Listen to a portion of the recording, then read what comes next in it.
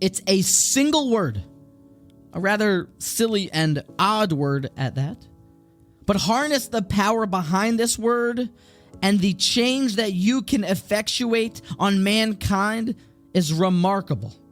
And that change could either be cataclysmic, detrimental, and negative, or tremendously, tremendously good, great, and extraordinary. The word is propaganda. It was first popularized, to my knowledge, back in Germany, when it was the promotion. They were trying to use propaganda to get people to believe in a new Nazi regime, and Hitler, may his name be erased.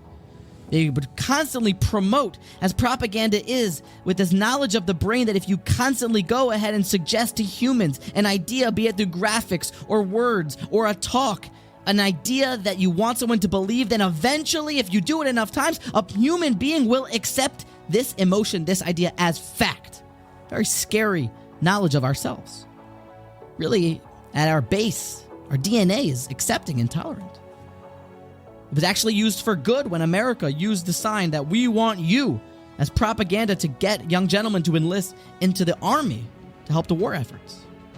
In the world of Ruchnius, propaganda also has been used, and one should take in mind that propaganda is constantly coming our way.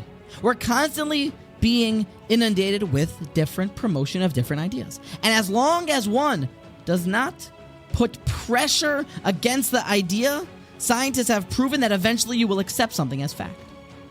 Actually, Rabbi Yaakov Yosef Herman used the idea of propaganda in Kum V'aseh, in the positive. He walked around, as All for the Boss in the book it says, he walked around at one time at Coney Island with a sign on his chest that read, "Young men and young queens, daughters of God, shall not swim in this mixed beach because you're uplifted, you're holy." Very kind of significant character Rabbi Yaakov Yosef Herman was, and I don't imagine that we should kind of use the same type of propaganda Bizman Hazeh to do Kirov.